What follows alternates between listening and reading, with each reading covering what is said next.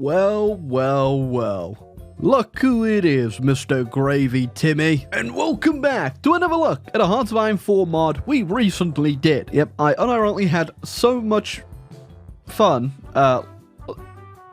I had so much fun last time with this new UK focus tree mod that I wanted to go straight back in and have another go at a different path. Now, I have played a few of these mods before by the same mod developer, Germany Luxembourg, and they're actually becoming one of my favorite mod developers because I just, they're not missing with these focus trees, I can tell you that much. Oh, there's also apparently a big sale for Hearts of Iron 4 and other Paradox games right now. If you go on the Paradox website and click my referral link down below, I actually get a cut of anything you buy. And you still get a Steam key on their website. So if you ever wanted to pick up some HOI4 DLC and get a discount, click my link down below. Not sponsored, but I completely forgot I have a referral code now and I should probably use it. But yeah, if you ever want to support this channel for some reason and you're going to buy HOI4 or HOI4 DLC or any other Paradox stuff, if you click my link, that'll be linked down in this video, I actually get like a 2% share. I know, generous. I think that sale is going on till Tuesday the 12th of August. So if you want to go ahead and support the channel and click link down below, buy some DLC. You still get a Steam key if you buy it through the Paradox website,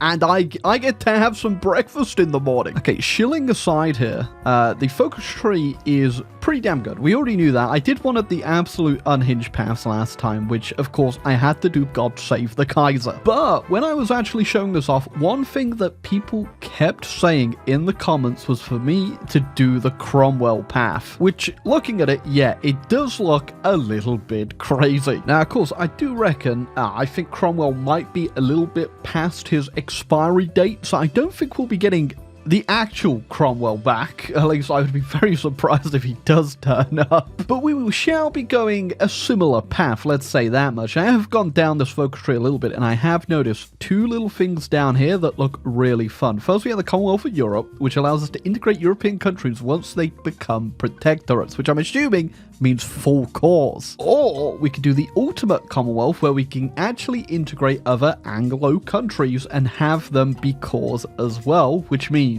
America. Not too sure which of those paths I'm going to do just yet. We also get the absolute unhinged thing of being able to join the Axis, make our own, or join the Comintern. So it's going to be pretty fun. Okay, but to do this, we do actually have to do the same thing we did last time. If you haven't watched my other video on this mod, where we need to flip communists first and then counter coup. So we're going to just blow up the entire country and then get some super glue and start sticking it back together. So if you're unaware, you haven't really kept up and watched the last video, to do this, we need to first flip communists, which is a absolute testicle ache in itself. We have to do so many of these decisions, which cost a lot of PP, and it's going to take us a while. And then after flipping on over, we can then go to the right side over here, get conspiracy in the armed forces, counter coup the communists once they become in power, go over to Britannia for glory, and get ourselves the new Cromwell. Yeah, it's a very unstable time in this timeline for Britain. Now, his reforms do get pretty expensive. Some of them are 75 political power each, some of them are 100. On top of that, we also need the referendum, which is another 100, and as you can see from the ones I've already done already,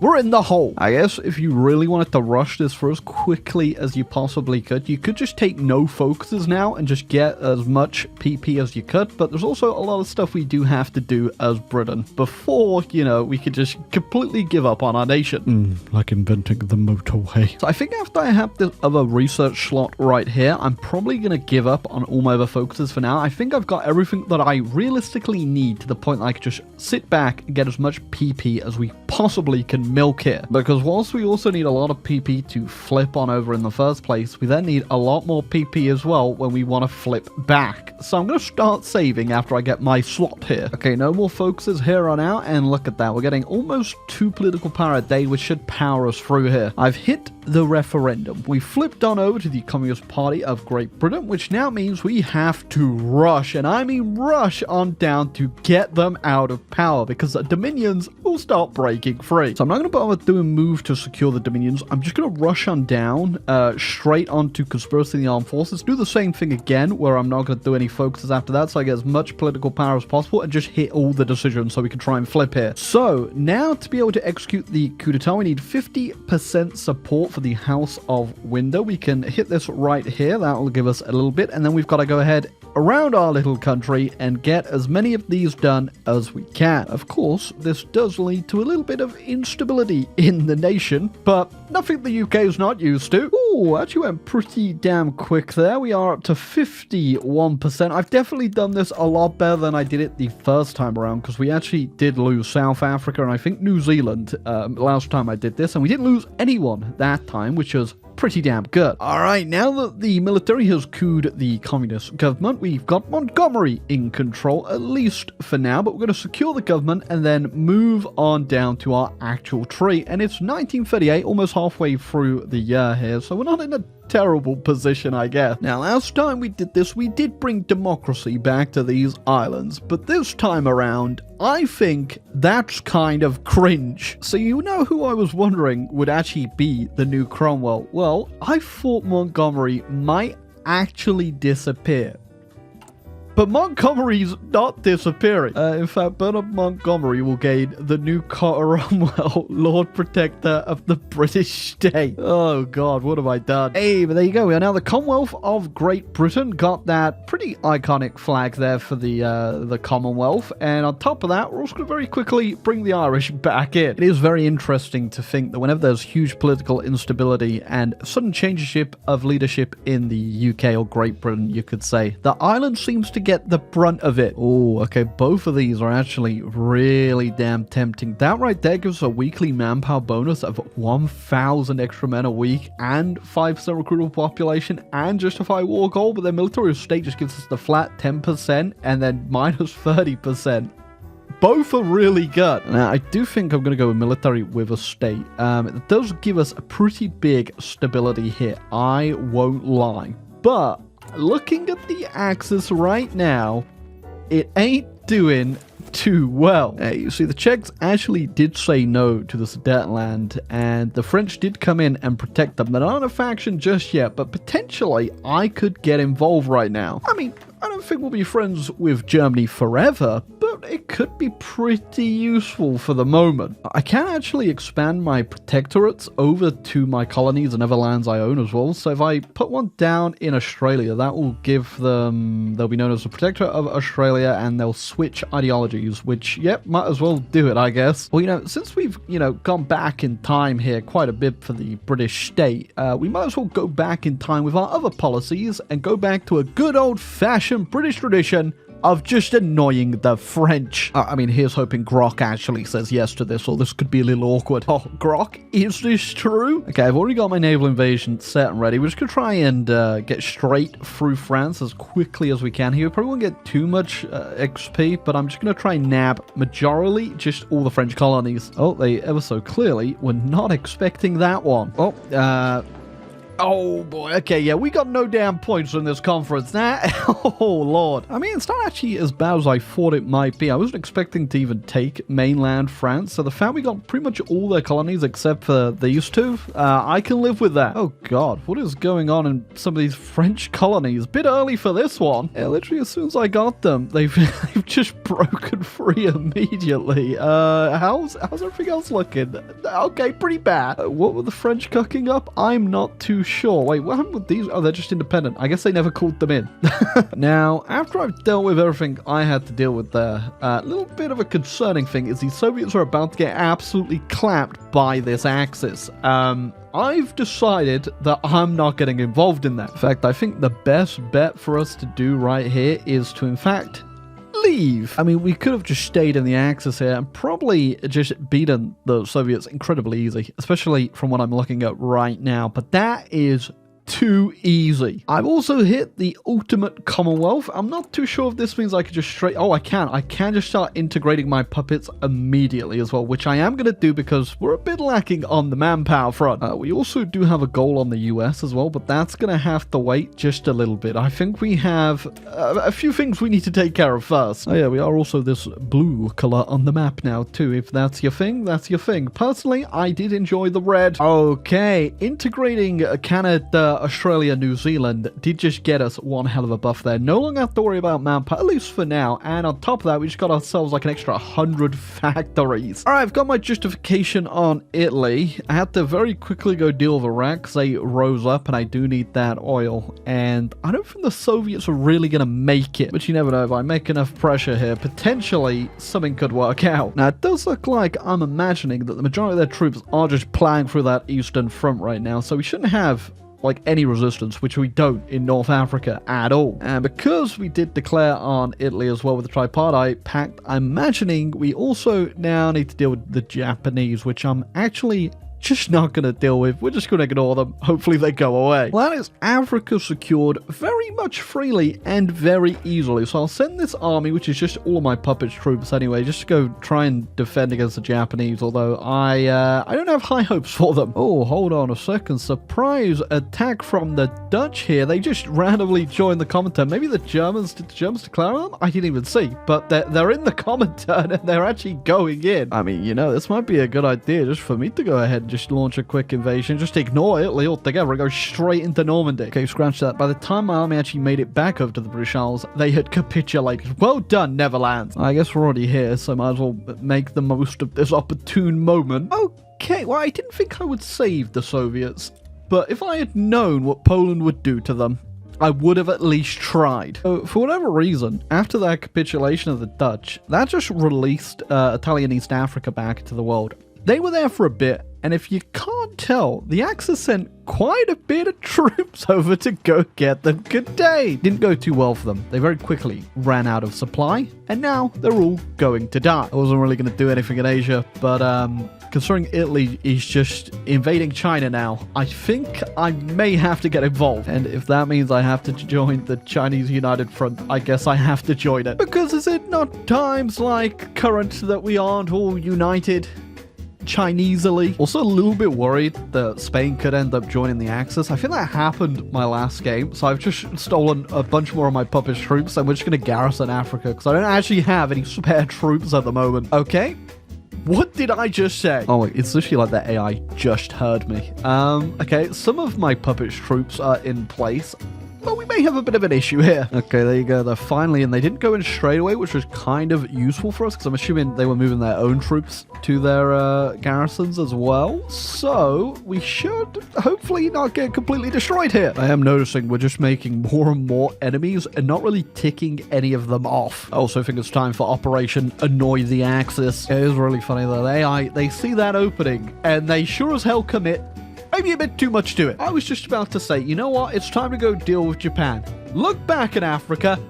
How did you get back here? I actually have no idea. They have no naval supremacy. I don't know how they got here. This is thankfully why I never called South Africa into this. Just because if this ever happened, I'd have a nice launch point to get back into Africa. Now, that's gone if they somehow reinvade for the 4th time. Okay, now I have built another fleet, or I did build it over the course of the game. So my cruisers and destroyers are now over there harassing the Japanese fleet. And as you can see, they are beating it pretty easily. So that should stop any more Japanese invasions eventually. And then I'm going to put my submarines over there and they'll get to work. I guess that's the only positive, bar the amazing annoyance of having to deal with this again, is that we are absolutely just crippling them in their supply here. I don't know why the AI just immediately shoots over like 10,000 billion troops, but they do. Here's hoping I don't have to come back for a 5th time. Submarines are now just going to choke the Japanese supply everywhere they can. We're going to try and get a landing, but it looks like the US AI is actually getting it done for us, which is very handy. Sorry, for a second then I panicked, but it's just such a big mess over there.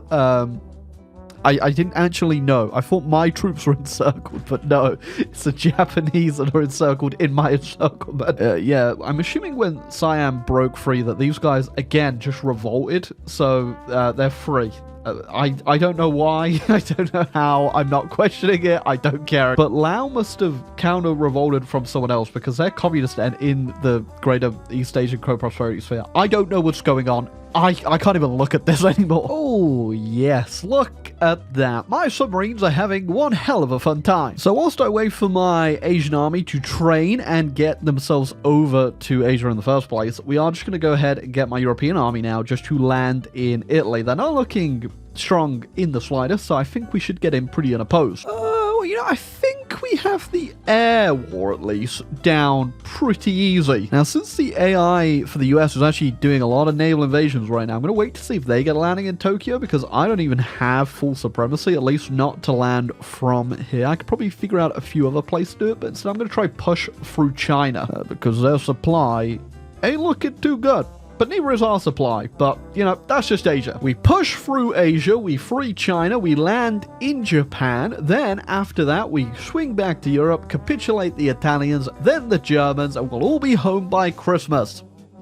1950. It's still technically Christmas, just, you know, I didn't say what year. The first time in many times, we might actually finally see someone be capitulated and have one less enemy in this world. We're just going to ignore the actual Siberian front line here. That doesn't look too fun. We're going to try and get the capitulation on Japan, then we're going to run back to Europe. I'm already pushing in Italy, and I should not have been not paying attention there because they've just walked around this part. May have done myself a little oopsie-doopsie there, but it is Bernard Montgomery, so, you know, it's fitting. Okay, crisis averted in Italy, and we've got ourselves a nice landing in Japan. You know, so things are going perfectly. I'm just going to make sure, yeah, okay, for a second, you know, I was just double checking on Africa there, making sure the 6th naval invasion out of God knows where hasn't arrived. Ooh, you know, I was about to say, I'm not too sure we're actually going to be able to get out of this, but that is a good amount of points right there. I'm just going to make sure, though, that Japan doesn't get, you know, left anywhere. So I'm just going to take everything in mainland Japan and not fight the US on anything. Yep, there's truly nothing I want from Japan or for Japan other than them just not being around anymore. So they've taken every single state. Sometimes the AI will just leave them alive if you do fight them. So